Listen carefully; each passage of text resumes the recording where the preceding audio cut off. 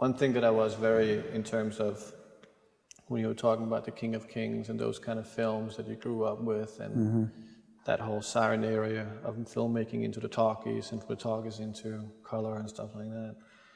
But was there ever like a specific, besides the serials that you like to go and watch, any specific directors that made a big impression on you in terms of how to work with the medium, maybe subconsciously or consciously?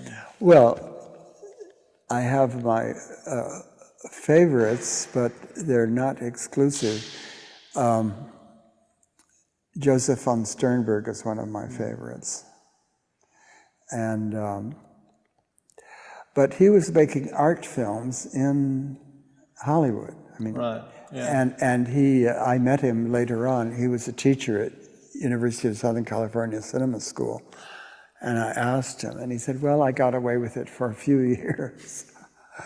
But he was quite amusing. And my wife, Liv, her father is Fritz Lang.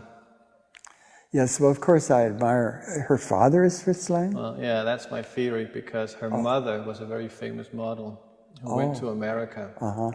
And she met Fritz Lang and Joseph von Stroheim amongst, because she was dating or married to a German man. And he was seeking all these old German filmmakers in Hollywood in the 70s. Yeah. And she met Fritz Lang 2 times. And I have this theory, because she looks like Fritz Lang a little bit, that even Fritz Lang was very old, I knew he liked young women. So in my secretly passion, I hope that they had conceived my wife. So I have this idea that yes, well, I'm married to the illegitimate daughter of Fritz Lang.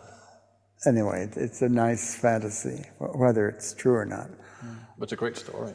Yeah, but no, he was very kind to me. He gave me permission to come to the studio. I was on the set of Secret Behind the Door, which was one of his spy thrillers in the late war years. And he had one eye that was injured in World War I, and he had progressive problems with seeing as he got older, and I think at the end he was quite blind. Right. He was too proud to admit it, but even when he was working? What? Even when he was working at the end? Well, he was having vision problems. I wouldn't call it complete blindness, but it was, he had a very good cameraman, and they'd verify what was going on, that it was pointed in the right direction. But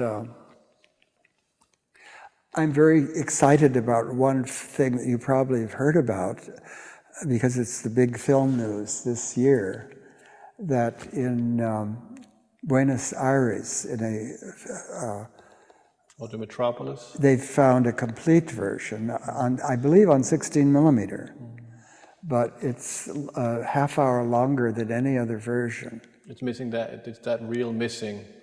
Yeah, well, there were a lot of things that, from the standpoint of, there's been a restored version that was longer, and then they added the Huppert's music, which seemed to fit, but they had the original score, which they found. But there were still things about the story that didn't add up. And I'm really looking for, apparently it is going to be released. They're copying it on digital, I think, and then they're going to release it. It's been quite an achievement to see that movie finally. Yeah. I have to go see that with my wife. Uh-huh. But when you came back, after just going back to asking about France, when you went back to America afterwards, after Paris, or did you travel more around Europe before going? Well, I went to Italy and made my fountain film in Tivoli Gardens there, the Eau d'Artifice. And then I had to go back to America because my mother died, and I had to be there for the reading of the will, and I was left some Disney stock and things like that, which I sold. I sold it and made Inauguration of the Pleasure Dome.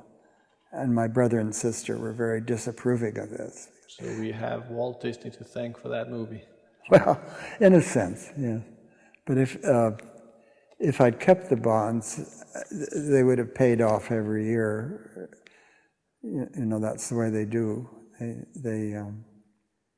But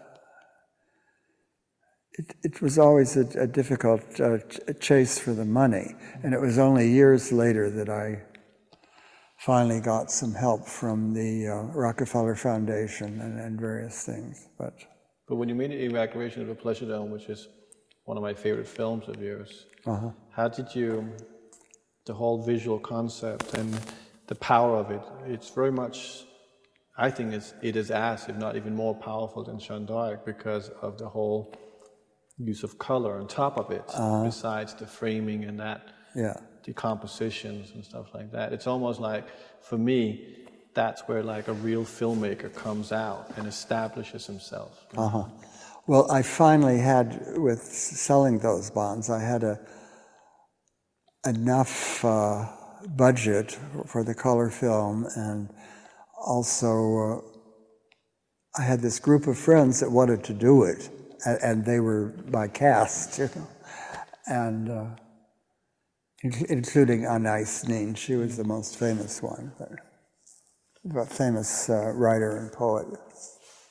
She's a little bit like the American Isaac Dinesen. Well, yeah, you're the right country for that. Orson Welles was very fond of Isaac Dinesen.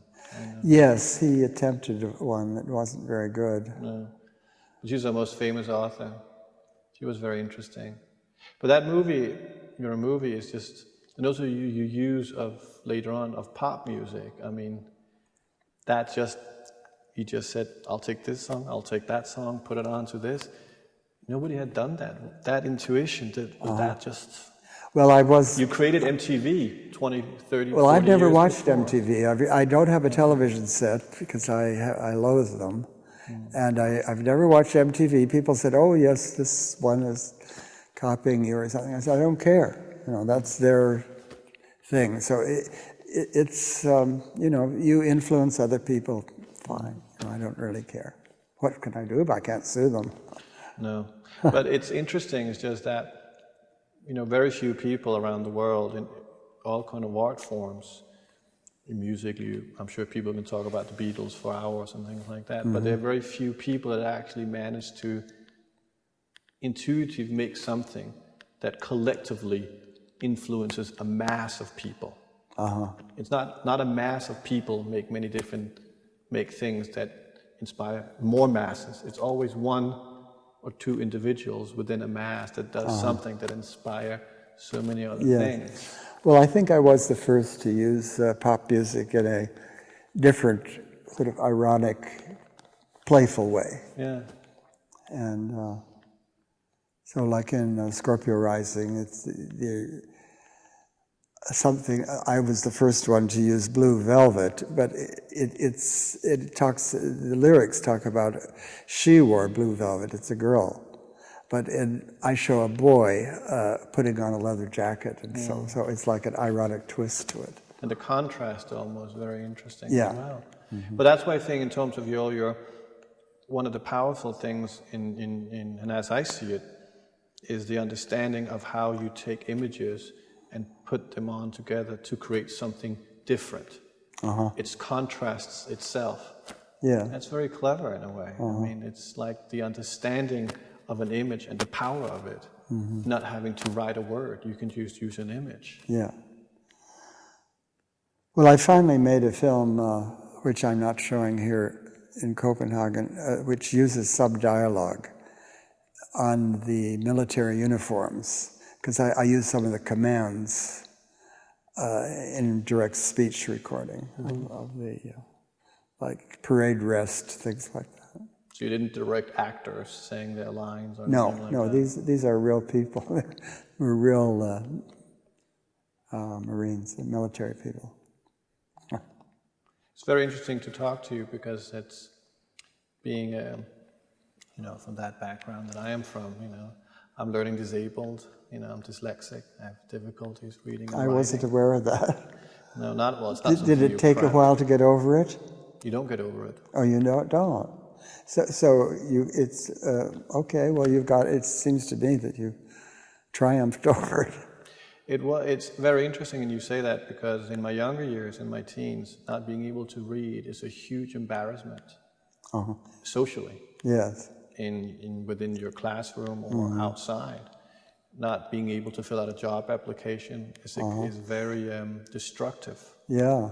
to one person. So is that still a problem for you? Yeah, it doesn't leave. You can learn things, but it will always be with you. Like I have a secretary who has to rewrite everything I write because else people won't be able to understand it. You're not speaking in any backward or strange way. No, it wasn't so much that I suffered from. I do have difficulty sometimes in my phrasing. I make up words along the way. I see. But what it did teach me was memory. I can remember things 20, 30, 40 years ago, even when I was very little. And in a way, I exercised that part of my brain because I was so embarrassed not being able to read that I memorized what people read. So when it was my turn to read, I would just read what I had memorized from listening to other people. So well, the brain works in different ways, and it figures out a way to help you. Do you drive? no, So you can't have a driver's license because you can't pass the test. failed 8 times. Oh, yeah, that's right. You told me. I didn't realize the problem. And the only way that I passed the written exam, I failed that 3 times, but because I could memorize the answers, I didn't know what they meant.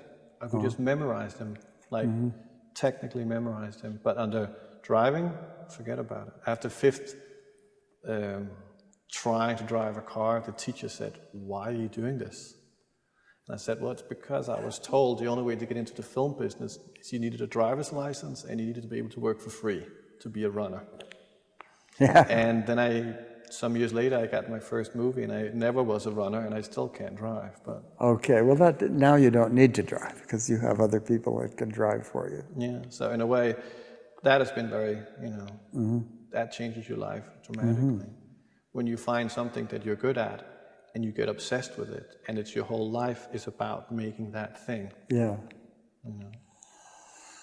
Well, I don't drive either because I decided I'm too distracted to be a good driver, and I don't want to be a bad driver. No. It's always dangerous for other people in a way. Yeah, that's what I mean. I don't want to hurt anybody else, and so. It's almost like when we were talking about we've been in car crashes. But never as a driver. Yeah. It's a strange thing with fate.